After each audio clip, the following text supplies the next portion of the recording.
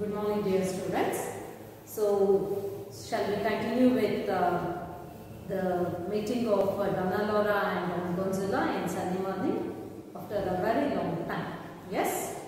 Till now, in the course of drama, what we came to know is this 70-year-old lady, Donna Laura, and Don Gonzalo, both are of 70-year-old. And they meet one another in the park of Madrid.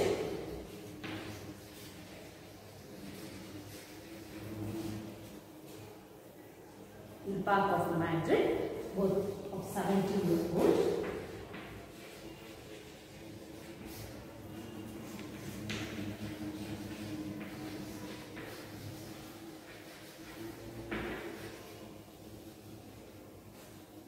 So this is the opening scene, and as the drama progresses, you have observed or you noticed that these two who actually met as strangers in their 70 years, when they are 70, later as the drama progresses and as Don Gonzalo begins to read from Campomo's poetry, collection of poetry, 20 years past he returns, he feels that this is something, the story that the narration that's presented to us in 20 years or what he is reading is something related or with which he can identify his life.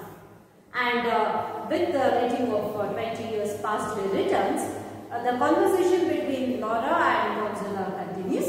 The conversation which actually began with the verbal conflict, later the pinch of snuff had a very crucial role to play over here in building up a rapport between them.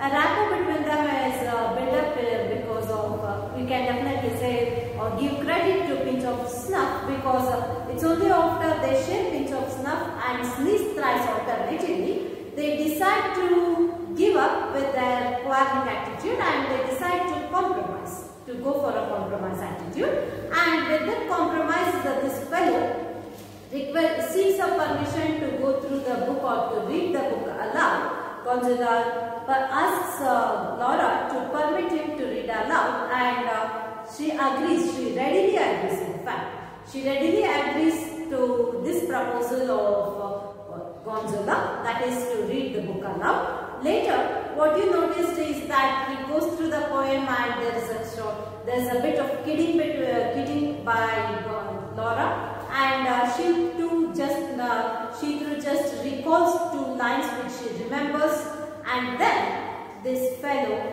they continue with their talk, and as the course of conversation continues, they begin to know, that is both of them come to know that their past have a same place. That is, this fellow belongs to Valencia and she is from Marisila. So the the key role here is played by the villa of Marisila, and she says that she now remembers her best friend, that's Silver Maiden, who was actually called as Silver Maiden by people around there because of her beauty, grace, and she says that she happens to be the best friend of Silver Maiden, and she also speaks about her unfulfilled or unsuccessful love story. Gonzalo, describing the beauty of Donna Laura, says that she was fair as a lily, jet black hair and black eyes with an uncommonly sweet expression. And it was as if she was the model of sovereign beauty in human clay, which means Gonzalo describes her beauty as divine. To which Laura's reaction is that in case Gonzalo identifies that dream, that beauty whom he is describing right now or about whom he is speaking right now, if he realizes that this is the same lady, then probably he may feel that it's good that dreams never get realized, or dreams never turn to reality. And then she speaks about the sad love affair, the unfortunate sad love affair as termed by law. Very sad, they look at each other. That's when both of them, with the same expression, very sad. Once again, a tint of doubt comes across his mind. That's how is it that she knows about this particular thing? Because he knows he is Gonzalo, and he knows that his love affair with Laura did not turn to reality. And both of them by now have a small bit of doubt about the identities of the one who is sitting in front of them. That is, Laura doubts whether this is Gonzalo, and Gonzalo doubts if this is Laura. Even before that, what they think about or what they doubt in their minds is, what if Laura identifies me, or what if Gonzalo identifies me? Yes, that's Gonzalo agrees that this is a very sad love affair. Which, did you hear of it? So this is the Laura's question to Gonzalo. Have you ever come across it, or have you heard about this sad state? The ways of providence are strange. Gonzalo, which means aside. The aside, in the previous class I spoke to you about aside. Aside is a technique that is used in drama. It's a technique, it's a narrative technique where only the character who speaks it and the audience can listen to it, and the other person, the other character may not or is not able to hear it. Gonzalo. The gallant lover in the same affair. Gonzalo says that he came to know about this sad story from the gallant lover in the same affair. The duel? Duel means the fight. D-U-E-L, duel means the fight.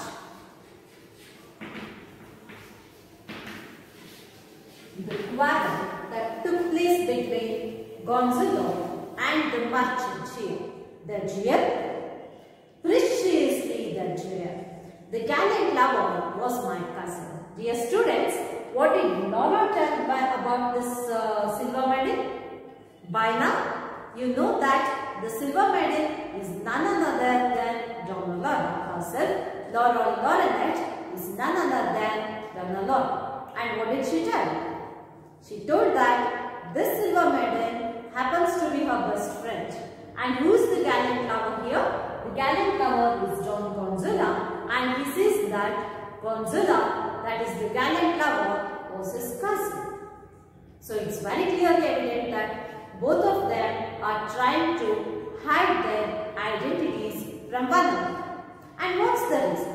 Yes, as from the part of Laura, as you all know, Laura does not want Gonzalo to identify him, mainly because she feels that her looks today are not as what he still imagines to be, which means she is not a good-looking lady today. So I hope you remember the terms used here in the introductory note, that is white hair and handsome. I had told you that this is the term, the adjective used by the playwright with an intention. Yes, the intention is this. The playwright did not want, or the playwright actually wanted to speak about the diminishing external beauty. As time passes, the external beauty, the presence, the appearance decreases, and it's quite common, it's universal. And he wanted to speak about that as age passed, Laura did not remain so good looking as she was in her prime age. That is, as she was in her youth. So, ಇಲ್ಲಿ ತನಕ ನೀವು ಗಮನಿಸಿರೋ ಹಾಗೆ ನಾವು ಗಮನಿಸಿರ್ತಕ್ಕಂಥದ್ದು ಲಾರಾಳಿಗೆ ಈಗಾಗಲೇ ಗಾನ್ಜಲನ ಕುರಿತು ಪರಿಚಯ ಸಿಕ್ಕಿದೆ. ಆದರೆ ಅವಳ ಮನಸ್ಸಿನೊಳಗೆ ಇರ್ತಕ್ಕಂತಹ ಒಂದೇ ಒಂದು ಅನುಮಾನ ಏನು ಅಂತ ಹೇಳಿದ್ರೆ, ವಾಟ್ ಇಫ್ ಗಾನ್ಜಲಾ ರೆಕಗ್ನೈಸಸ್ ಹರ್? ಏನು ಅಂದ್ರೆ ಒಂದು ಪಕ್ಷ ಇವನು ಅಂದ್ರೆ ಯಾರು ಗಾನ್ಜಲಾ ನನ್ನನ್ನ ಗುರುತಿಸಿದ್ದೇ ಆಗಿತ್ತು ಅಂತ ಹೇಳಿದ್ರೆ, ಅಂದಿನ ಆ ಚಂದದ ಬೆಳಗಿ ಇವತ್ತು ಈ ರೀತಿಯೊಳಗೆ ಅವನ ಎದುರು ಕೂತಿರ್ತಕ್ಕಂಥದ್ದು, ಅವನ ನೆನಪಿನೊಳಗೆ ಆ ಸೌಂದರ್ಯ ದೇವತೆ ಅಂತ ಹೇಳಿ ಯಾರನ್ನ ನಾವು ಕರೀತಾನೋ ಆ ಸೌಂದರ್ಯವೇ ಉಳಿಯಲಿ ಹೊರತು ಯಾವುದೇ ಕಾರಣಕ್ಕೂ ಕೂಡ ಅವನು ನನ್ನನ್ನ ಗುರುತಿಸೋದು ಬೇಡ. ಯಾಕೆ ಅಂತ ಹೇಳಿದ್ರೆ ಸಮಯ ಕಳೆದಂತೆ ಲಾರಾಳ ಸೌಂದರ್ಯ ಕ್ಷೀಣಿಸಿರೋದ್ರಿಂದ ಅವಳ ಅಪಿಯರೆನ್ಸ್ ನೊಳಗೆ ಅವಳು ಅವತ್ತು ಎಷ್ಟು ಚಂದವಾಗಿ ಕಾಣಿಸ್ತಾ ಇದ್ದೋ ಆ ಮಟ್ಟದ ಸೌಂದರ್ಯ ಅಥವಾ ಆ ಮಟ್ಟದ ಚಂದ ಇವತ್ತು ಅವಳ ಎಕ್ಸ್ಟರ್ನಲ್ ಅಪಿಯರೆನ್ಸ್ ನಲ್ಲಿ ಇದ್ದೇ ಇರೋದ್ರಿಂದ ನನ್ನನ್ನ ಗುರುತಿಸೋದು ಬೇಡ ಅಂತ ಹೇಳಿ ಅವಳು ಬಯಸ್ತಾ ಇದ್ದ. ಅದೇ ಹೊತ್ತಿಗೆ ಅವರಿಬ್ಬರ ನಡುವೆ ಇದ್ದಂತಹ ಆ ಪ್ರೇಮ ಪ್ರಸಂಗ which was unfortunately has she terms which actually did not turn to reality, ಆ ಫುಲ್ಫಿಲ್ ಆಗದೇ ಇರತಕ್ಕಂತಹ ಸ್ಯಾಡ್ ಎಂಡಿಂಗ್ ಬಂದಂತಹ ಲವ್ ಸ್ಟೋರಿ ಅದರ ಬಗ್ಗೆ ಮಾತಾಡಿದ್ದನ್ನ ನಾವು ಗಮನಿಸ್ತೀವಿ. She speaks about the duel ಅವರಿಬ್ಬರ ನಡುವೆ ಅಂದ್ರೆ ಗಾನ್ಸುಲಾ ಗ್ಯಾಲೆಂಟ್ ಲವರ್, ಗ್ಯಾಲೆಂಟ್ ಅಂತ ಹೇಳ್ಬೇಕು, ಗ್ಯಾಲೆಂಟ್ ಲವರ್ ಹಾಗೂ ಯಾರ ಜೊತೆಗೆ ನಮ್ಮ ಲಾರಾಳ ಮದುವೆ ಗೊತ್ತಾಗಿತ್ತು ಮರ್ಚೆಂಟ್, ಅವರಿಬ್ಬರ ನಡುವೆ ನಡೆದಂತಹ ಆ ಪ್ರೇಮ ಪ್ರಸಂಗದ ಬಗ್ಗೆ ಅಂದ್ರೆ ಆ ಪ್ರೇಮ ಪ್ರಸಂಗದೊಳಗೆ ನಡೆದಂತಹ ದೊಡ್ಡ ಜಗಳ ಏನಿದೆ ಆ ಜಗಳದ ಬಗ್ಗೆ ಗಾನ್ಸುಲನಿಗೆ ಪರಿಚಯ ಇದೆ, ನಿಮಗೇನಾದ್ರೂ ಆ ವಿಷಯ ಗೊತ್ತಾ ಅಂತ ಹೇಳ್ಬಿಟ್ಟು ಲಾರಾ ಕೇಳ್ತಾ ಇದ್ದಾರೆ. ಹಾಗಾದ್ರೆ ಯಾಕೆ ಲಾರಾ ಇದನ್ನ ಕೇಳಿದ್ದು ಅಂತ ಹೇಳಿದ್ರೆ ಅವಳ ಮನಸ್ಸಿನೊಳಗೆ ಈಗಾಗಲೇ ಒಂದು ಅನುಮಾನ ಹುಟ್ಟಿದೆ, ಅದು ಇವನೇ ನಾನು ಅವತ್ತು ಬಯಸಿದಂತಹ ಗಾನ್ಸುಲನ ಅಂತ. ಅದನ್ನ ಕ್ಲಾರಿಫೈ ಮಾಡ್ಕೊಳ್ಳಿಕ್ಕೋಸ್ಕರ ಅವಳು ನಿಮಗೆ ಆ ಜಗಳದ ಬಗ್ಗೆ ಪರಿಚಯ ಇದೆನಾ ಅಂತ ಕೇಳಿದ್ದಕ್ಕೆ ಗಾನ್ಸುಲಾ ಹೇಳಿದ್ದೇನು ಅಂತ ಹೇಳಿದ್ರೆ ಹೌದು ಪರಿಚಯ ಇದೆ ಅಂತ ಹೇಳಿ. ಗಾನ್ಸುಲಾ ನಿನಗೆ ಆ ಮರಿಸಿಲದಲ್ಲಿರ್ತಕ್ಕಂತಹ ಆ ಹುಡುಗಿಯ ಬಗ್ಗೆ ದ ಸಿಲ್ವರ್ ಮ್ಯಾಡಿನ್ ಅಂತಕ್ಕಂತಹ ಒಂದು ಬಿರುದನ್ನ ಹೊಂದಿದಂತಹ ಅಪ್ರತಿಮ ಸುಂದರಿಯ ಬಗ್ಗೆ ನಿನಗೆ ಯಾವ ಮೂಲದಿಂದ ಗೊತ್ತು ಅನ್ನೋ ಪ್ರಶ್ನೆಯನ್ನ ಗಾನ್ಸುಲಾ ಕೇಳಿದಾಗ ಲಾರಾ ಕೊಟ್ಟಂತ ಉತ್ತರ ನಾನು ಅವಳ ಬೆಸ್ಟ್ ಫ್ರೆಂಡ್ ಅಂದ್ರೆ ಅವಳ ಆತ್ಮೀಯ ಗೆಳತಿಯ ಕಡೆಯಿಂದ ನನಗೆ ಈ ಲಾರಾಳ ಬಗ್ಗೆ ಅಥವಾ ಲಾರೆಂಟ್ನ ಬಗ್ಗೆ ಪರಿಚಯ ಇದೆ ಅಂತ ಹೇಳಿದ್ರು.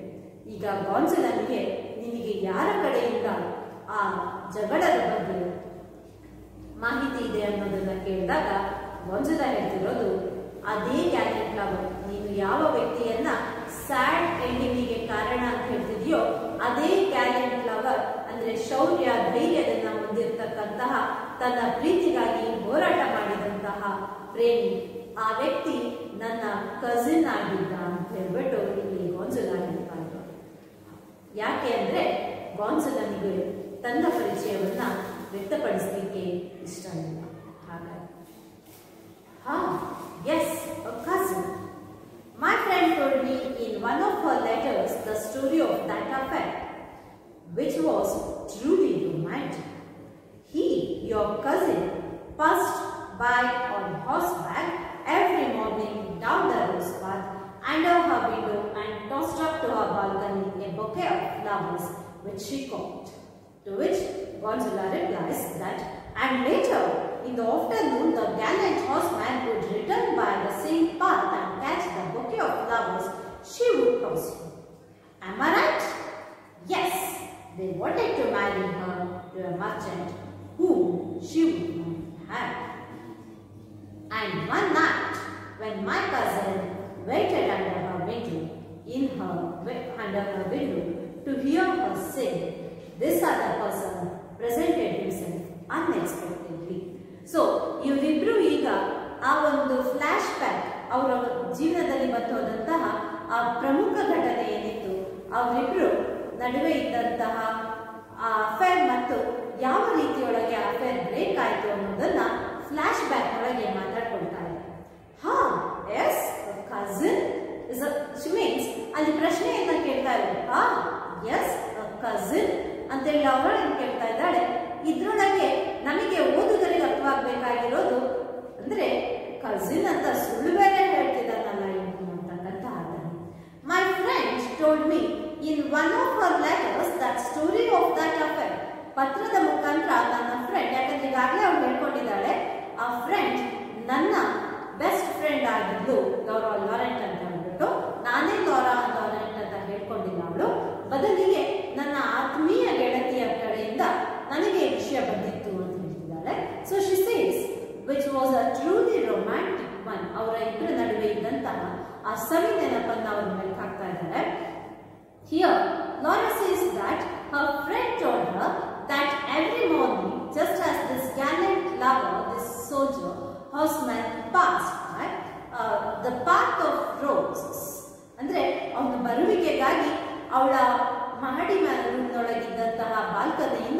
ಇವಳು ಅವನ ಬರುವಿಕೆಗೆ ಹೂವಿನ ದಳಗಳನ್ನ, ರೋಸ್ನ ಪೆಟಲ್ಸ್ ಅನ್ನ ಅವನ ದಾರಿಯಲ್ಲಿ ಚೆಲ್ತಾ ಇದ್ದು, ಅದರ ಮೇಲೆ ಕುದುರೆಯನ್ನ ಓಡಿಸಿಕೊಂಡು ಬರ್ತಿದ್ದಂತಹ ಈ gallant lover, he used to pass by on a horseback and every morning down the rose path under her window, ಆ ವಿಂಡೋ ಹತ್ರ ನಿಂತ್ಕೊಂಡು ಇವಳು ಕಾಯ್ತಾ ಇದ್ದಂತಹ ಇವಳಿಗೆ this horseman or this gallant lover used to bring a bouquet of flowers every day. ಪ್ರತಿನಿತ್ಯವೂ ಕೂಡ ಇವಳು ಅವನ ದಾರಿಯನ್ನ ಕಾಯ್ಕೊಂಡು ಅಲ್ಲಿ ರೋಸ್ನ ದಳಗಳನ್ನ ಅವಳು ಹಾಕಿ ಅವನ ಬರುವ ದಾರಿಯನ್ನ ಕಾಯ್ತಾ ಇದ್ರೆ ಇವನು ಪ್ರತಿನಿತ್ಯ ಬೊಕೆಯನ್ನ ಕಟ್ತಿದ್ದಂತೆ. ಆ ಬೊಕೆಯನ್ನ he used to toss it. Toss ಅಂತ ಹೇಳಿದ್ರೆ ಆ ಮೇಲೆ ನಿಂತಿರ್ತಕ್ಕಂಥ ಅವಳಿಗೆ ಸಿಗೋ ಹಾಗೆ ಜೋರಾಗಿ ಎಸಿತಾ ಇದ್ದಂತೆ. he used to toss it and she used to collect it.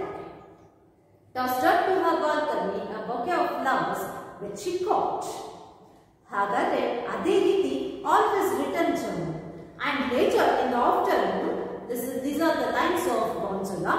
Laura ಅವಳು ಯಾವ ರೀತಿ ಕಾಯ್ತಾ ಇದ್ಲು ಅನ್ನೋದನ್ನ ಹೇಳ್ತಾ ಇದ್ರೆ, ಗಾನ್ಜಲಾ ಅವನು ಕೂಡ ತನ್ನ ಪ್ರೀತಿಯನ್ನ ವ್ಯಕ್ತಪಡಿಸಲಿಕ್ಕೆ ಯಾವ ರೀತಿ ಕಾಯ್ತಾ ಇದ್ದ ಅಂದ್ರೆ, ಆ ಪ್ರೀತಿಯನ್ನ ಅವರಿಬ್ರು ಯಾವ ರೀತಿ ಶೇರ್ ಮಾಡ್ಕೊಳ್ತಾ ಇದ್ರು ಅನ್ನೋದಕ್ಕೆ ಗಾನ್ಜಲಾ ತನ್ನ ಭಾಗವನ್ನು ಕೂಡ ಹೇಳ್ತಾ ಇದ್ದಾರೆ.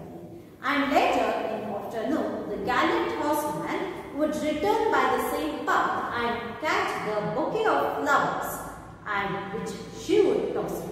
ವಾಪಸ್ ಬರುವಾಗ ಆ ಬೊಕೆ ಆಫ್ ಫ್ಲವರ್ಸ್ ಅನ್ನ ಏನು ಅವಳು ಅವನಿಗೆ ಬೊಕೆಯನ್ನ ಕಳಿಸ್ಕೊಡ್ತಾ ಇಲ್ಲೋ, ಅವಳು ಯಾವ ರೀತಿ ಅವನಿಗೆ ಬೊಕೆ ಸ್ವೀಕರಿಸ್ತಿದ್ಲೋ ಅದೇ ರೀತಿ ಅವಳು ಕೂಡ ಅವನಿಗೆ ಬೊಕೆಯನ್ನ ಕೊಡ್ತಾ ಇದ್ಲು. ಹೂಗುಚ್ಚ ಬೊಕೆ ಅಂತ ಹೇಳಿದ್ರೆ ಅದನ್ನ ಅವಳು ಕಲೆಕ್ಟ್ ಮಾಡ್ಕೊಂಡು ವಾಪಸ್ ಹೋಗ್ತಾ ಇದ್ದ. Am I right? ಇದನ್ನೇ ತಾನೇ ನಿನ್ನ ಗೆಳತಿ ಹೇಳಿರೋದು.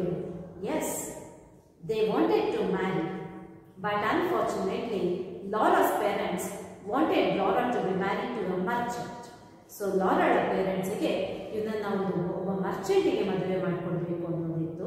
And has one unfortunately on one particular night what happened is when this gallant lover wanted to spend some time with Laura and when he was listening to the song which was sung by Laura Lawrence, ಅವಳ ಹಾಡ್ತಾ ಇದ್ದದನ್ನ ಕೇಳಿಸ್ಕೊಳ್ತಾ ಅವಳ window ಹತ್ರಕ್ಕೆ ನಿಂತ ಇದ್ದಾಗ all of a sudden the merchant with whom Laura was supposed to be married, ಯಾರ ಜೊತೆಗೆ ಲಾರಳ ಮದುವೆಯನ್ನ ನಿಶ್ಚಯ ಮಾಡಿದರೋ, ಯಾರ ಜೊತೆಗೆ ಲಾರಳ ಮದುವೆಯನ್ನ ಗುರ್ತು ಮಾಡಿದರೋ ಆ ವ್ಯಕ್ತಿ ಬಂದು ಆಲ್ ಆಫ್ ಅ ಸಡನ್ ಗಾನ್ಜಲನ ಜೊತೆಗೆ ಜಗಳಕ್ಕೆ ನಿಂತ. Donna Laura says, and he suddenly entered and insulted your cousin. ಜಗಳಕ್ಕೆ ನಿಂತ. And there was a quarrel and later a duel. ಮೊದಲಿಗೆ ಮಾತಿನ ಚಕಮಕಿ ಮಾತ್ರ ಆದಂತಹ ಪ್ರಾರಂಭ ಆಗಿದ್ದು, ನಂತರ ಈ quarrel and then a duel ಅಂದ್ರೆ ಕೈ ಮಿಲಾಯಿಸೋದು ಅಂತಿರಲ್ಲ, ಆ ಮಟ್ಟಕ್ಕೆ ಜಗಳ ಸಾಕ್ತು ಅನ್ನೋದನ್ನ ಇಲ್ಲಿ ಅವರಿಬ್ರು ನೆನ್ಪು ಮಾಡ್ಕೊಳ್ತಾರೆ. ನಾವು ಗಮನಿಸಬಹುದು. Yes, at sunrise on the beach and the merchant was badly wounded. My cousin had to conceal himself for a few days and later to fly. Conceal himself. 4 ದಿವಸ ಅವನು ಆ ಮರ್ಚೆಂಟ್ ಅನ್ನ, ಗ್ಯಾಲೆಂಟ್ ಲವರ್ ಮತ್ತು ಮರ್ಚೆಂಟ್ ನಡುವೆ ಇಡೀ ರಾತ್ರಿ ಜಗಳವಾಯಿತಂತೆ. ಆ ಇಡೀ ರಾತ್ರಿ ಆದಂತಹ ಜಗಳದೊಳಗೆ ತನ್ನನ್ನ ತಾನು ಪ್ರೊಟೆಕ್ಟ್ ಮಾಡ್ಕೊಳ್ಳಿಕ್ಕೋಸ್ಕರ to save his life he had to conceal himself. ತಲೆ ಮರೆಸ್ಕೊಳ್ಬೇಕಾಯ್ತು ಕೆಲವು ದಿನ. and later for few days and later fly. ಬೇರೆ ಜಾಗಕ್ಕೆ, ಅಲ್ಲಿಂದ ಬೇರೆ ಊರಿಗೆ ಅವನು ಹೋದ. You seem to know the story well. This is Laura's response. ನನಗಿಂತ ಚೆನ್ನಾಗಿ ಕಥೆ ಗೊತ್ತಿದೆ ನಿಮಗೆ ಅಂದ್ರೆ ಯಾಕೆ ಇದನ್ನ ಹೇಳ್ತಾ ಇದ್ದಾಳೆ ಅಂದ್ರೆ you seem to know the story well ಅಂತ ಹೇಳಿದ್ರೆ ಅಲ್ಲಿ ಅಕಸ್ಮಾತಾಗಿ ಗಾನ್ಜಲೋ, ಯಾಕಂದ್ರೆ ಈಗಾಗಲೇ ಲಾರಳಿಗೆ she is sure, she is confirmed that the person with whom she is talking is none other than Gonzalo. She has recognized his identity. ಅವಳು ಇಲ್ಲಿ ಅನ್ಕೊಳ್ತಿರೋದು ಅಕಸ್ಮಾತಾಗಿ ಅವನು ತನ್ನ ಐಡೆಂಟಿಟಿಯನ್ನ ರಿವೀಲ್ ಮಾಡಬಹುದೇನೋ, ತಾನೇ ಗಾನ್ಜಲೋ ಅನ್ನೋದನ್ನ ಹೇಳ್ಬಹುದೇನೋ ಅಂತಕ್ಕಂತಹ ಒಂದು ಆಶೆ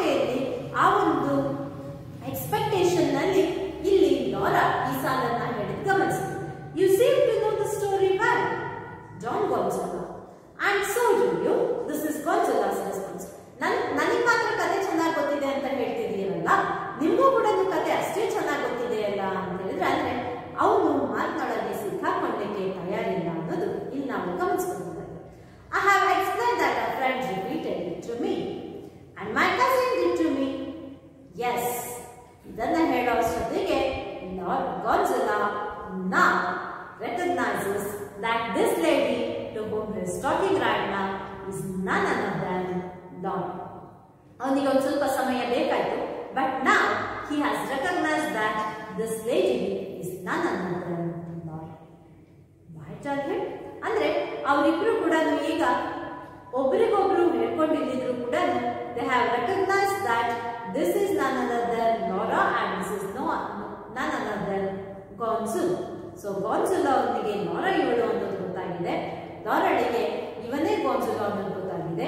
ತನ್ನ ಐಡೆಂಟಿಟಿಯನ್ನ ಮುಚ್ಚಿಡ್ಲಿಕ್ಕೋಸ್ಕರ ನನ್ನ ಫ್ರೆಂಡ್ ಮುಖಾಂತರ ಹೇಳಿದ ಒಂದು ವಿಷಯ ಪರಿಚಯ ಆಯಿತು ಅಂತ ಹೇಳ್ತಾ ಇದ್ದಾಳೆ ಅನ್ನೋದು ಈಗ ಇವನಿಗೆ ರಿಯಲೈಸ್ ಆಗ್ತಾ ಇದೆ. ಅದೇ ರೀತಿ ಇವಳಿಗೂ ಕೂಡ ತಿಳಿದಿರ್ತಕ್ಕಂಥ ವಿಷಯ ಏನು ಅಂದ್ರೆ ತನ್ನ ಐಡೆಂಟಿಟಿಯನ್ನ ಹೈಡ್ ಮಾಡ್ಲಿಕ್ಕೋಸ್ಕರ ಗಾನ್ಸಲೋ ಇವನು ಯಾರು ಅನ್ನೋದನ್ನ ಹೇಳ್ತಿಲ್ಲ ಅಂತ ಹೇಳಿ. ಕಾರಣ ಇದೆ ಇಲ್ಲಿ.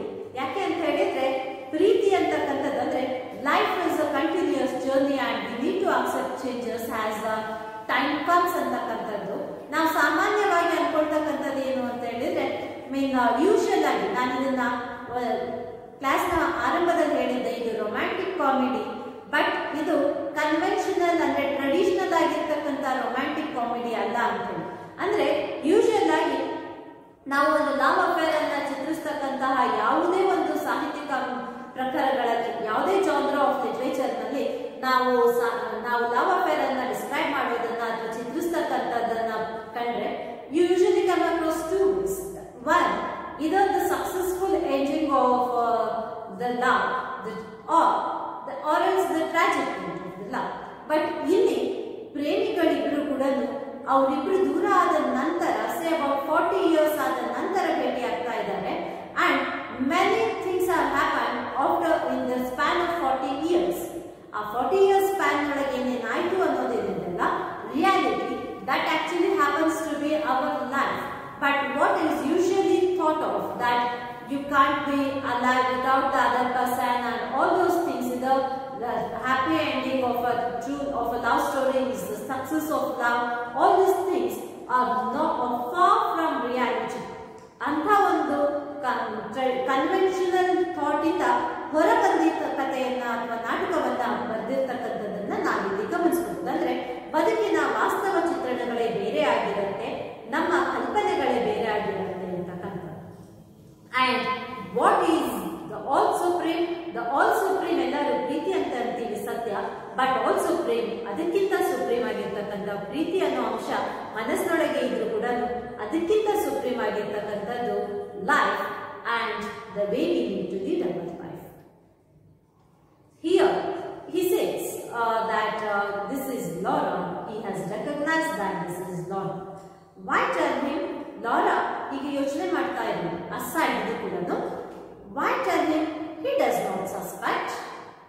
And meanwhile Gonzalo aside ಅಲ್ಲಿ ಅವನು ಹೇಳ್ತಿರೋದು she is entirely innocent. ಅಂದ್ರೆ Laura says ನಾನು ಯಾಕೆ ಹೇಳಬೇಕು? Why tell him? Why should I reveal my identity to him? Because he is not suspecting me. He does not suspect. ಅಂದ್ರೆ ಅವನಿಗೆ ಅನುಮಾನ ಬಂದಿಲ್ಲ. ಯಾರಿಗೆ? ಗಾನ್ಸಲನಿಗೆ ನಾನೇ ಲಾರಾ ಅಂತ ಅನುಮಾನ ಬಂದಿಲ್ಲ. ಬಂದಿದ್ರೆ ನೀನೇ ಲಾರಾ ಅಲ್ವಾ ಅಂತ ಕೇಳ್ತಿದ್ದ. But instead he has believed that I happen to be the best friend of Laura Lawrence.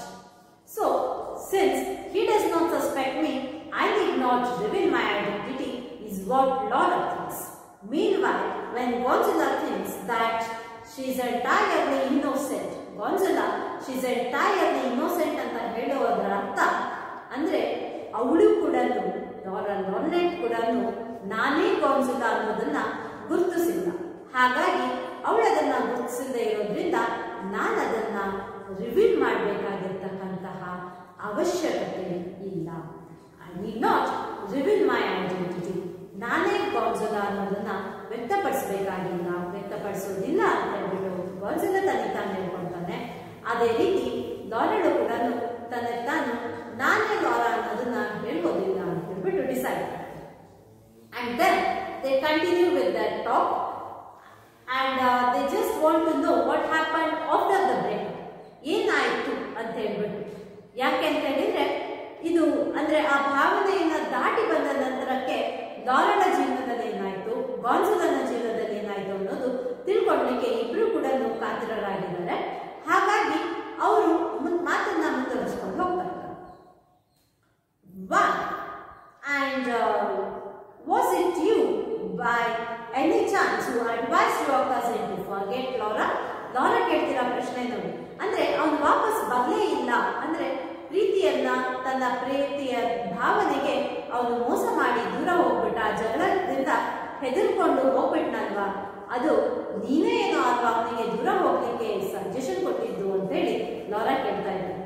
ಇದು ಕೂಡ ಮತ್ತೊಂದ್ಸತಿ ಅವಳಿಗೆ ಗಾನ್ಜುಲಾನೇ ಇವನು ಅಂತ ಗೊತ್ತಿರೋದ್ರಿಂದ ನೀನು ನಿನ್ನ ಪ್ರೀತಿಯನ್ನ ದೂರ ಮಾಡಿಕೊಂಡೆ ಅನ್ನೋದನ್ನು ಮಾತನ್ನ ಅವಳು ಹೇಳಲಿಕ್ಕೆ ಬಯಸ್ತಿರ್ತಕ್ಕಂಥ. Why? My cousin never forgot her. So this is the response of Gonzalo. Gonzalo says that he never forgot her. How do you account then for his conduct?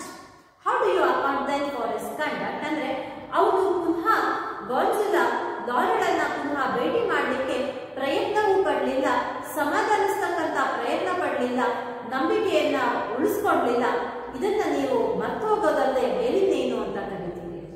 ಅದಕ್ಕೆ ಗಾನ್ಜುಲಾ ಅವನ ಟೇಲನ್ನು, that is, he speaks about the incidents that took place in his life as per his viewpoint. ಅಂದ್ರೆ ಇದರೊಳಗೆ ಸತ್ಯಾಂಶ ಇಲ್ಲವಿದೆ.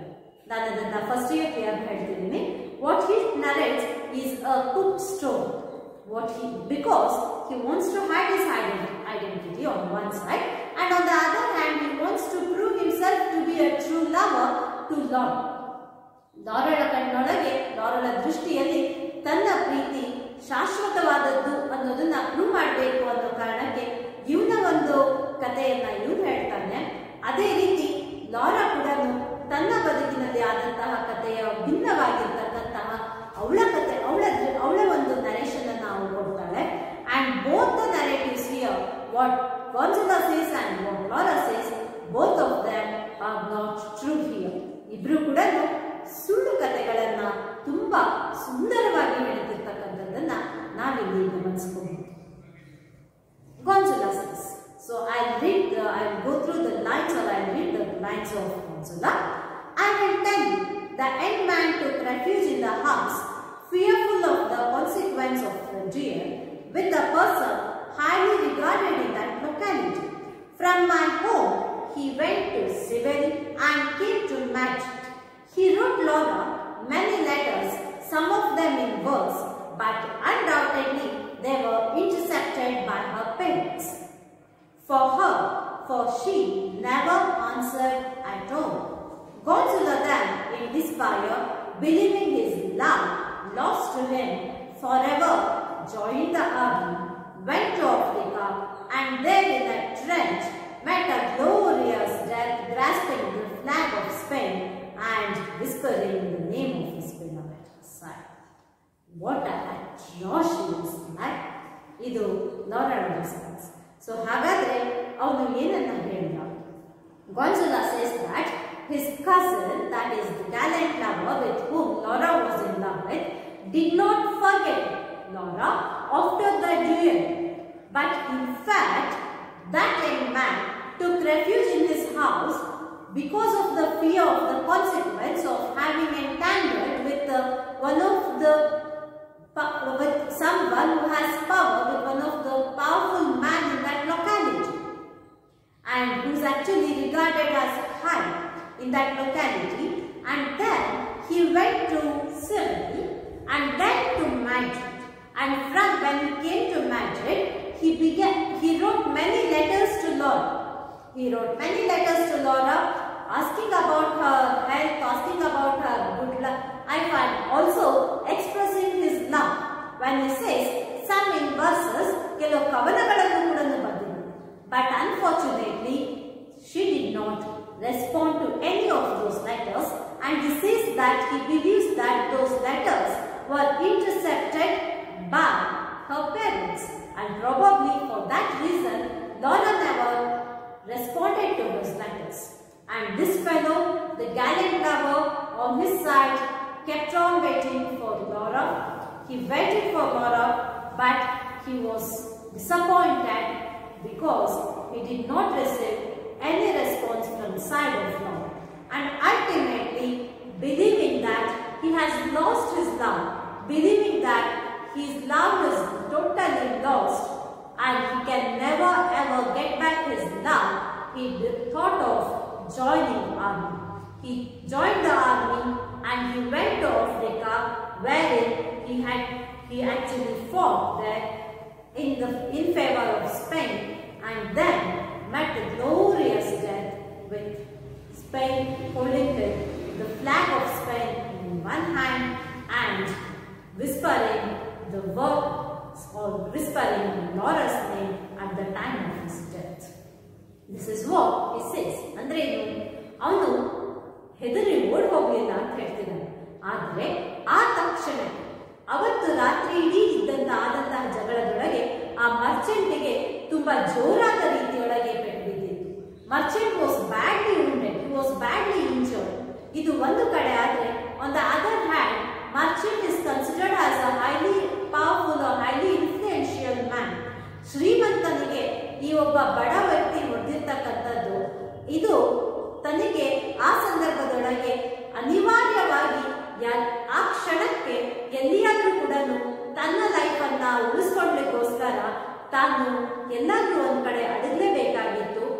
ಹಾಗಾಗಿ ಅವನು ಎಲ್ಲಿ ಹೋಗಿ ಉಳ್ಕೊಂಡ ಅಂತ ಹೇಳಿದ್ರೆ actually fled and he went to home in Seville ಅಂತಕ್ಕಂತಹ ಪ್ಲೇಸ್ ನೊಳಗೆ ಹೋಗೋನು ವಾಸವಾಗ್ತಾನೆ. ಅಲ್ಲಿಂದ ಮ್ಯಾಡ್ರಿಡ್ಗೆ ಬಂದ. ನೀ ಅನ್ಕೊಂಡಿರೋ ಹಾಗೆ ಅವನು ಎಂದಿಗೂ ಕೂಡ ಲಾರೆನೆಟ್ ಅನ್ನ ಎಂದಿಗೂ ಮರ್ತಿರ್ಲಿಲ್ಲ. ಹಿ ಕೇಮ್ ಬ್ಯಾಕ್ ಟು ಮ್ಯಾಡ್ರಿಡ್ಗೆ ಬಂದ್ಬಿಟ್ಟು ಅವನು ಸುಮ್ಮನೆ ಕೂರ್ಲಿಲ್ಲ. ಮ್ಯಾಡ್ರಿಡ್ಗೆ ಬಂದ ನಂತರ ಅನೇಕ ಬಾರಿ ಲಾರಳ ಕುಶಲಕ್ಷೇಮವನ್ನ ವಿಚಾರಿಸಿಕೊಳ್ಳಲಿಕ್ಕೆ, ಅದೇ ರೀತಿ ತನ್ನ ಪ್ರೀತಿಯ ನಿವೇದನೆಯನ್ನ ಮಾಡ್ಕೊಂತ ಅನೇಕ ಬಾರಿ ಪತ್ರಗಳನ್ನ ಬರೆದಿದ್ದೆ. But probably those letters never reached Laura. ಆ ಪತ್ರಗಳು ಯಾವತ್ತಿಗೂ ಕೂಡ ಲಾರಳಿಗೆ ತಲುಪಲೇ ಇಲ್ವೇನೋ. Probably those letters were intercepted ಅಂತ ಹೇಳಿದ್ರೆ ಲಾರಳ ಹೆಸರಿಗೆ ಬಂದಂತಹ ಪತ್ರಗಳನ್ನ ಅವಳ ಗಮನಕ್ಕೆ ಬಾರದೆ ರೀತಿಯೊಳಗೆ ಅವರ ತಂದೆ ತಾಯಿಯಂದ್ರು ಅದನ್ನ ಪಡ್ಕೊಂಡು ಓದ್ತಾ ಇದ್ರೇನೋ ಅಥವಾ ಅದನ್ನ ಲಾರಳಿಗೆ ತಲುಪಿಸ್ಲಾ ಇಲ್ಲ. ಅದು ಇಂಟರ್ಸೆಪ್ಟೆಡ್ ಅಂತ ಹೇಳಿದ್ರೆ ಆ ಇಂಟರ್ಸೆಪ್ಟ್ ಆಗಿದ್ರಿಂದ ಲಾರಳಿಗೆ ಲೆಟರ್ಸ್ ಯಾವತ್ತೂ ರೀಚ್ ಆಗಲಿಲ್ಲ. Probably because letters never reach Lara. ಅವಳು ಉತ್ತರವನ್ನ ಬರೀಲೇ ಇಲ್ವೇನೋ. ಆ ಕಡೆ ಏನಾಯ್ತು ಅನ್ನೋದ್ರ ಬಗ್ಗೆ ನನಗೆ ಮಾಹಿತಿ ಅಂದ್ರೆ ಆ ಗ್ಯಾಲೆಟ್ ಲವರ್ಗೆ ಮಾಹಿತಿ ಇರಲಿಲ್ಲ. ಬಹಳಷ್ಟು ಕಾಲ he waited for the response of Laura, but when he failed to get any response from Laura's side, he decided to join army. ಅವಳ ನಿಟ್ಟಿನೊಳಗೆ ಉಳಿದು ದೇಶ ಸೇವೆಯನ್ನ ಮಾಡುವ ಅಂತ ಹೇಳ್ಬಿಟ್ಟು ಅಂತ ಒಂದು ಉತ್ತಮವಾಗಿರ್ತಕ್ಕಂಥ ಆಲೋಚನೆಯೊಂದಿಗೆ ಅವನು ಆರ್ಮಿಯನ್ನ ಸೇರಿದ. ಆರ್ಮಿಗೆ ಸೇರಿದ ಸ್ವಲ್ಪ ದಿವಸಕ್ಕೆ he was actually posted to Africa. ಅಲ್ಲಿ ಟ್ರೆಂಚ್ ಅಂದ್ರೆ ಅಲ್ಲಿ ಯುದ್ಧ ನಡೀತು. ಆ ಯುದ್ಧದೊಳಗೆ ಅವನು ವೀರ ಮರಣವನ್ನ, ಒಬ್ಬ ಯೋಧನಿಗೆ ಶೋಭೆ ತರುವಂತೆ ವೀರ ಮರಣವನ್ನ ಪ್ರಾಪ್ತಿ ಪಡೆದವನಿಗೆ. ಯಾಕೆಂತ ಹೇಳಿದ್ರೆ ಸಾಯುವ ಹೊತ್ತಿಗೂ ಕೂಡ ಅವನು ಲಾರಳ ಹೆಸರನ್ನ ಹೇಳ್ತಿದ್ದಂತೆ. ಕೈಯಿನಲ್ಲಿ ಸ್ಪೇನ್ ನ ಬಾವುಟವನ್ನ ಇಟ್ಕೊಂಡು ಆ ಸ್ಪೇನ್ ದೇಶದ ರೆಪ್ರೆಸೆಂಟೇಟಿವ್ ಆಗಿ ಸ್ಪೇನಿಗಾಗಿ ತನ್ನ ಜೀವವನ್ನ ಬಿಟ್ಟ. ಸ್ಪೇನಿಗಾಗಿ ಜೀವವನ್ನ ಬಿಡ್ಬೇಕಾದ್ರೆ ಕೂಡ ನೆನಪಿನೊಳಗಿದ್ದದ್ದು ವಿಸ್ಪರ್ ಮಾಡ್ತಿದ್ದು ನಿನ್ನ ಹೆಸರನ್ನ ಅಂದ್ರೆ ಲಾರಳ ಹೆಸರನ್ನ ಅಂತ ಹೇಳ್ಬಿಟ್ಟು ಅವನು ಹೇಳ್ತಾನೆ. ತಾನು ಪ್ರೀತಿಗೆ ನಿಷ್ಠಾವಂತನಾಗಿದ್ದೆ. ಅವಳು ಅನ್ಕೊಂಡಿರೋ ರೀತಿಯೊಳಗೆ ಈಗಾಗಲೇ ಅವಳು ಹೇಳಿದಾಳೆ, you forgot or the gallant lover forgot silver maiden ಅಂತ ಹೇಳ್ಬಿಟ್ಟು. ಹಾಗಾಗಿ ಅದರ ಜೊತೆಗೆ ಅದನ್ನ ಸುಳ್ಳು ಮಾಡಬೇಕು ಅವಳ ದೃಷ್ಟಿಯೊಳಗೆ. ಯಾಕಂತ ಹೇಳಿದ್ರೆ ಗಾಂಜುಲಾ ಅನ್ಕೊಂಡಿರೋದು ಈ ಲಾರೆನೆಟ್ ನನ್ನನ್ನ ಗುರುತಿಸಿಲ್ಲ ಅಂತ. Since she has failed to recognise me, let me not disclose my identity ಅಂತ ಹೇಳಿ ಗಾಂಜುಲಾ ಥಿಂಕ್ ಮಾಡಿದ್ರು ಈಗಾಗಲೇ. ಬಟ್ ಗಾಂಜುಲಾನಿಗೆ ಗೊತ್ತಿಲ್ಲದೆ ಇರೋ ವಿಷಯ ಏನು ಅಂದ್ರೆ, ಗಾಂಜುಲಾನಿಗೆ ಗೊತ್ತಿಲ್ಲದೆ ಇರೋ ವಿಷಯ ಲಾರಾ ಇವನನ್ನ ಗುರುತು ಹಿಡಿದಿದ್ದಾಳೆ ಅಂತ. ಹಾಗಾಗಿ ಆ ವಿಷಯ ತಿಳಿದೇ ಇರುವವ ಇವನು ತನ್ನನ್ನ ತಾನು ಅಮರ ಪ್ರೇಮಿ ಅನ್ನೋ ರೀತಿಯೊಳಗೆ ಚಿತ್ರಿಸಿಕೊಳ್ಳೋದನ್ನ ನಾವು ಗಮನಿಸ್ತೀವಿ. ಅಂಡ್ ಲಾರಾ ಸೇಸ್ ಅಸೈಡ್ ಮಾಡಿದ್ರು ಕೂಡ ವಾಟ್ ಅಟ್ರಾಸಿಯಸ್ ಲೈ, ಎಂತ ಅದ್ಭುತವಾಗಿರ್ತಕ್ಕಂತಹ ಸುಳ್ಳನ್ನ ಇವನು ಹೇಳ್ತಾ ಇದ್ದಾನೆ. ಬದುಕಿರ್ತಕ್ಕಂತಹವನು ಈಗ ನನ್ನ ಮುಂದೆ ಕಣ್ಣು ಮುಂದೆ ಇದ್ದಾನೆ. He says that he joined army and he says that he met a glorious death. He fought for Spain and he met a glorious death, and even at the time of death he kept on remembering or kept on whispering Laura's name. What a gorgeous man. Gonzalo aside ನೊಳಗೆ ಹೇಳೋದು, I could not have killed myself more gloriously. ಇದಕ್ಕಿಂತ ಅದ್ಭುತವಾಗಿರ್ತಕ್ಕಂಥ ರೀತಿಯೊಳಗೆ ತನ್ನನ್ನು ತಾನು ಬಿಂಬಿಸ್ಕೊಳ್ಳಲಿಕ್ಕೆ ಚಿತ್ರಿಸ್ಕೊಳ್ಳಲಿಕ್ಕೆ ಸಾಧ್ಯವಾಗಿರಲಿಲ್ಲ. I could not have killed myself more gloriously. This is the best tale that I can probably narrate here. I can narrate, and thus I can make my love in the eyes of Laura to be an immortal one, to be an everlasting one. ಅಂದರೆ ಪ್ರೀತಿಗೆ ಮೋಸ ಆಗಲಿಲ್ಲ ನನ್ನಿಂದ ಅನ್ನುವ ಮೆಸೇಜನ್ನು ನಾನು ಇದಕ್ಕಿಂತ ಉತ್ತಮವಾಗಿರ್ತಕ್ಕಂಥ ರೀತಿಯೊಳಗೆ ಕೊಡಲಿಕ್ಕೆ ಸಾಧ್ಯವಾಗುತ್ತಿಲ್ಲ. You must have been prostrated by the calamity. This is what Laura asks. Prostrated by the calamity. ಆ ದಿಢೀರಾಗಿ ಅಪ್ಪಳಿಸಿದಂತಹ ಆ ಒಂದು ಶಾಕ್, ಆಘಾತದಿಂದ ನೀವು ತತ್ತರಿಸಿ ಹೋಗಿದ್ದೇನೋ ಅಲ್ವಾ ಅಂತ ಕೇಳ್ತೀವಿ. Yes, indeed, as if he were my brother. ನನಗೂ ಅವನಿಗೂ ಇದ್ದಂತಹ ವಿಶ್ವಾಸ ಹೇಗಿತ್ತು ಅಂತ ಹೇಳಿದ್ರೆ ಸ್ವಂತ ಅಣ್ಣ ತಮ್ಮಂದಿರಂತೆ ಇದ್ವಿ. I presume, though on the contrary, that Laura in a short time was chasing butterflies in Raja, indifferent to regret.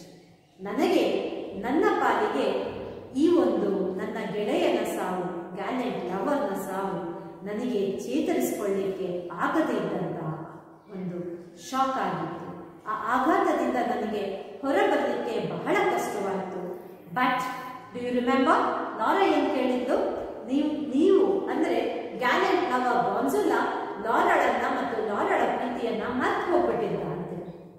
ಈಗ ಯಾರ ಸಲದೆ ಅದನ್ನು ಕೇಳಲಿಕ್ಕೆ? Yes, you are right. ಈಗ ಇದು ಗಾನ್ಜುಲಾನ ಸಲ. ಗಾನ್ಜುಲಾ ಏನು ಕೇಳ್ತಾನೆ, ನನಗೇನೋ ಆ ನೋವನ್ನ ತಡ್ಕೊಳ್ಲಿಕ್ಕಾಗಲಿಲ್ಲ. ಬಹಳಷ್ಟು ವರ್ಷ ನಾನು ಆ ನೋವಿನಲ್ಲೇನೆ ಕಾಲವನ್ನ ಕಳೆದೆ. But what about Laura? ಪ್ರಾಯಶಃ Laura on the contrary, Laura ತುಂಬಾ ಸ್ವಲ್ಪ ಸಮಯದೊಳಗೆ ಆ ಪ್ರೀತಿಯನ್ನ ಮರೆತು she was chasing butterflies in garden. Chasing butterflies in garden ಅಂದರೆ ಬಟರ್ಫ್ಲೈಸ್ ಅಂದ್ರೆ ಬಣ್ಣ ಬಣ್ಣದ ಬದುಕು. ಅಂದ್ರೆ ಈ ಆದಂತಹ ಎಲ್ಲ ಘಟನೆಗಳನ್ನ ಮರೆತು ಅವಳು ತನ್ನ ಉತ್ತಮವಾಗಿರ್ತಕ್ಕಂತಹ ಒಂದು ಸುಂದರ ಬದುಕನ್ನ ಕಟ್ಕೊಂಡು ಇದ್ಯಾವುದಕ್ಕೂ ಅವಳಿಗೂ ಸಂಬಂಧವೇ ಇಲ್ಲ ಅನ್ನೋ ರೀತಿಯೊಳಗೆ ಇಂಡಿಫರೆಂಟ್ ಟು ರೆಗ್ರೆಟ್. ಆ ಪ್ರೀತಿಗೆ ಇವಳ ಕೈಯಿಂದ ಮೋಸವಾಗಿದೆ, ರೆಸ್ಪಾನ್ಸ್ ಹೋಗಲಿಲ್ಲ. ಇವಳು ಯಾವುದೇ ರೀತಿ ಅವನನ್ನ ಕಮ್ಯುನಿಕೇಟ್ ಮಾಡಲಿಕ್ಕೆ ಪ್ರಯತ್ನವನ್ನ ಪಡಲಿಲ್ಲ. ಇದ್ಯಾವುದೂ ನೋವಿಲ್ಲದೆ ಅವಳಷ್ಟಕ್ಕೆ ಅವಳ ಹೊಸ ಬದುಕಿನೊಳಗೆ, ಅವಳ ಕಲರ್ಫುಲ್ ಲೈಫ್ನೊಳಗೆ ಅವಳಷ್ಟಕ್ಕೆ ಅವಳ ಪಾಸ್ಟ್ ಅನ್ನ ಮರೆತು ಫ್ಯೂಚರ್ನೊಳಗೆ ಚೆನ್ನಾಗಿದ್ಲು ಅಂತ ಅನ್ಸುತ್ತಲ್ವಾ? ನೋ ಸಿನೋ, ನೋ, ಸಾಧ್ಯವೇ ಇಲ್ಲ. ನೀವು ಹಾಗಂತ ಭಾವಿಸ್ಕೊಂಡಿದ್ದೀರಿ, ಅದು ನಿಮ್ಮ ತಪ್ಪು ಕಲ್ಪನೆ ಅಂತ ಲಾರಾ ಹೇಳ್ತಾರೆ. To which Gonzula says, it's a woman's way. ಬೇರೆ ಇನ್ನೇನ್ ಮಾಡ್ಲಿಕ್ಕೆ ಸಾಧ್ಯ? ಪಾಪ ಹೆಣ್ಮಗಳು, ಸಾಮಾನ್ಯವಾಗಿ ಎಲ್ಲ ಹೆಣ್ಮಕ್ಳು ಅದನ್ನೇ ಮಾಡುವುದು. ಅದಲ್ಲದೆ ಲಾರಳಿಗೆ ಮರ್ಚೆಂಟ್ ಜೊತೆಗೆ ಮದುವೆ ಬೇರೆ ಗೊತ್ತಾಗಿತ್ತಲ್ವಾ? ಸೊ ಎಲ್ಲರೂ ಹೇಗೆ ಅವರ ಬದುಕಿನ ಪಯಣದೊಳಗೆ ಸಾಕ್ತಾರೋ ಅದೇ ರೀತಿ ಇವಳು ಕೂಡ ಅವಳ ಬದುಕಿನ ಪಯಣದೊಳಗೆ ಸಾಕೊಂಡು ಈ ಹಿಂದೆ ನಡೆದಂತ ಎಲ್ಲ ಘಟನೆಗಳನ್ನ ಮರ್ತು ಹೋದ್ಲೇನು ಅಂತ ಹೇಳ್ಬಿಟ್ಟು ವ್ಯಂಗ್ಯವನ್ನ ಮಾಡ್ತಾ ಇವರು ಗಮನಿಸ್ತೀವಿ. ಇವನಿಷ್ಟು ಸುಂದರವಾಗಿರ್ತಕ್ಕಂಥ ಸುಳ್ಳು ಹೇಳಿದಾಗ ಲಾರಾ ಹಿಂದುಳಿತಾಳ, ಅವಳು ತನ್ನ ಬಗ್ಗೆ ಹೇಳ್ದೇ ಬಿಡ್ತಾಳ. So what does she say? Let's go through it. Laura's opinion here, or what does she, or how does she narrate her tale? ಯಾವ ರೀತಿಯೊಳಗೆ ತನ್ನ ಬದುಕನ್ನ, ಅಂದ್ರೆ after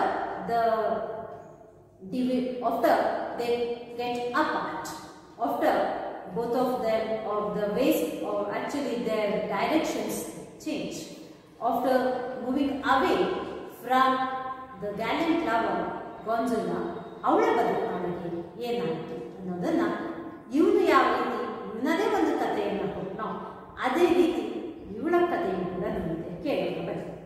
Don't know. Even if it were woman's way, the silver medal was not of that disposition. My friend awaited news for days, months, a year, and no letter came. One afternoon, just at sunset, as the first stars were appearing, she was seen to leave the house and with quickening steps went her way toward the bench. The bench where her beloved had risked his love. She wrote his name on the sand and then sat down upon a rock, her gaze fixed upon the horizons. The waves murmured their eternal tribute and slowly crept up to the rock where the maiden sat. The tide rose with a will and swept her out to sea. ಇವಳು ಕೂಡ ಅವಳ ಪ್ರೇಮ ನಿಷ್ಠೆಯನ್ನ ಅಷ್ಟೇ ಅದ್ಭುತವಾಗಿ ವರ್ಣಿಸಿರೋದನ್ನ ನಾವು ಗಮನಿಸ್ತೀವಿ. She says, ನೀವು ಹೇಳಿದಾಗೆ ಸತ್ಯವೇ ಇರ್ಬೋದು. Usually that's how one says. But this silver medal is quite different. She actually was not of that disposition. ಅಂದ್ರೆ ಬೇರೆ ಮಹಿಳೆಯರಂತೆ ಅವಳು ಆಗಿರಲಿಲ್ಲ. My friend awaited news for days, months, years. ಇವ್ನು ಹೇಳಿದ್ನಲ್ಲ ಆಗ್ಲೇ ಪತ್ರವನ್ನ ಬರೆದಿದ್ದೆ ಅಂತ ಹೇಳಿ ಅದಕ್ಕೆ ಅವಳಿಗೆ ಹೇಳ್ತಾ ಇರೋದು. ನಾನು ಅಂದ್ರೆ ಅವಳ friend that is Lorranet awaited for a message from Gonzalo for months, years, but no response and no letter. ಹಾಗಿದ್ದಾಗ on one fine afternoon, unable to decide what to do, unable to think of somebody else in her life, she thought one afternoon in madilante, just at sunset, when the first stars were just appearing. ಅಂದ್ರೆ ಆಗ ತಾನೇ ಮುಸ್ಸಂಜೆ ಸೂರ್ಯ ಮುಳುಗ್ತಾ ಇದ್ದ, ಪಡುವಣ ದಿಕ್ಕಿನೊಳಗೆ ಸೂರ್ಯ ಜಾರ್ತಾ ಇದ್ದ, ಮುಳುಗ್ತಾ ಇದ್ದ. ಆಗ ನನ್ನ friend ಹೇಳಿದ ಪ್ರಕಾರ ಇವಳು ತನ್ನ ಮನೆಯನ್ನ ಬಿಟ್ಟು, she was seen to leave the house. She left the home and with quickening steps, ತುಂಬಾ ವೇಗವಾಗಿ ಎಲ್ಲಿಗೆ ಹೋದ್ಲಂತೆ, ಯಾವ ಜಾಗದಲ್ಲಿ ಆ ಬೆಂಚ್ ಹತ್ರಕ್ಕೆ ಹೋದ್ಲಂತೆ. wherein the beloved had risked his life for her. ಅವಳಿಗೋಸ್ಕರ ತನ್ನ ಜೀವವನ್ನ ಪಣಕ್ಕಿಟ್ಬಿಟ್ಟು ಯಾವ ಮರ್ಚೆಂಟ್ ಜೊತೆಗೆ ಇಡೀ ರಾತ್ರಿ ಜಗಳವನ್ನ ಆಡಿದ್ರು, ಇಡೀ ರಾತ್ರಿ ಅವರಿಬ್ಬರ ನಡುವೆ ಘರ್ಷಣೆಯನ್ನ ಆಗಿತ್ತು, ಆ ಜಾಗಕ್ಕೆ ಹೋದ್ರಂತೆ. And they who had risked his life, she wrote his name on the sand. ಅಲ್ಲಿಂದ ಸ್ವಲ್ಪ ದೂರದೊಳಗೆ ಇದ್ದಂತ ಸಮುದ್ರ ತೀರದ ಮರಳಿನ ಮೇಲೆ ಅವನ ಹೆಸರನ್ನ ಬರೆದಂತೆ. And then sat down upon a rock. ಒಂದು ದೊಡ್ಡ ಬಂಡೆಕಲ್ಲ ಮೇಲೆ ನಿಂತ್ಕೊಂಡು she kept her gaze fixed. ಆ ದೃಷ್ಟಿಯನ್ನ ಫಿಕ್ಸ್ ಆಗಿ ಸೂರ್ಯ ಮುಳುಗ್ತಾ ಇರತಕ್ಕಂತಹ ಹಾರಿಸಾನ್ ಅಂದ್ರೆ ಆ ಪಡುವನ ದಿಕ್ಕಿನ ಕಡೆಗೆ ಅವಳು ನೋಡ್ತಾನೇ ಇದ್ದಂತೆ. ಹಾಗೆ ನೋಡ್ತಾ ನೋಡ್ತಾ ಆ ಮರಳಿನೊಳಗೆ ಬಂದಂತ ಹೆಸರು ಅಲೆಗಳು ಬಂದು ಅಪ್ಪಳಿಸ್ಕೊಂಡು ಹೋಗೋದನ್ನ ನೋಡ್ತಿದ್ರಂತೆ. Waves murmured their eternal tribute.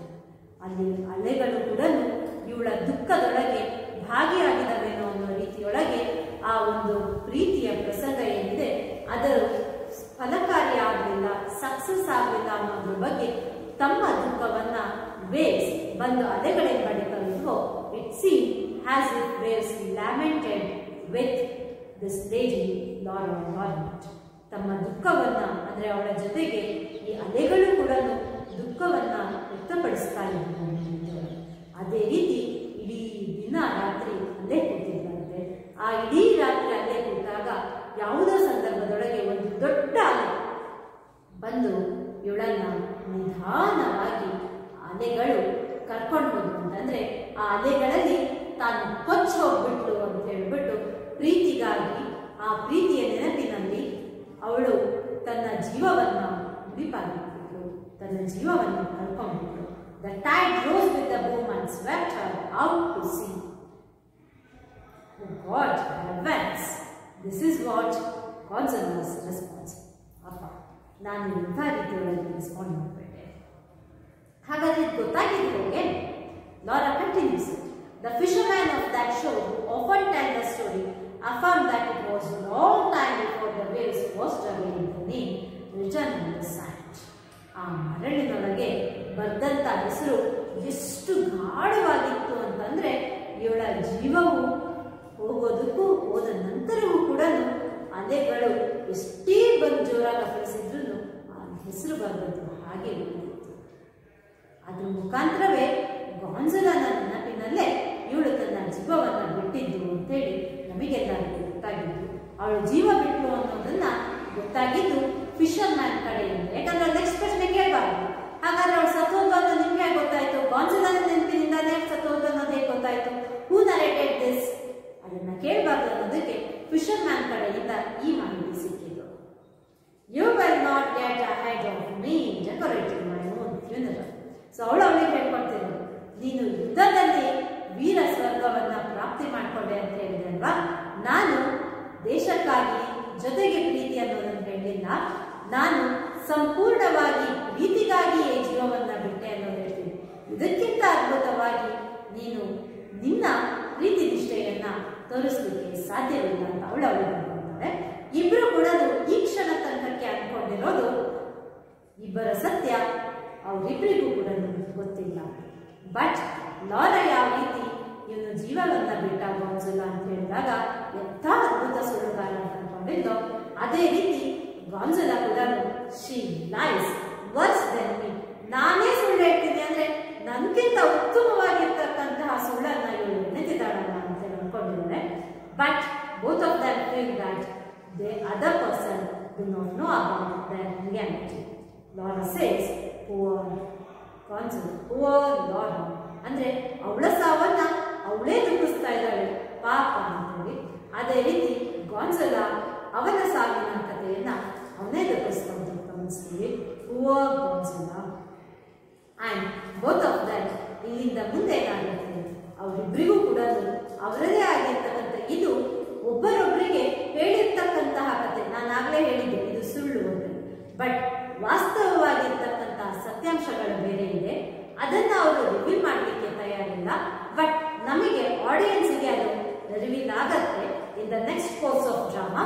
ಆ ಸತ್ಯ ಏನು, ಮುಂದೇನಾಗುತ್ತೆ ನಾಟಕದಲ್ಲಿ, let us discuss about those things in our next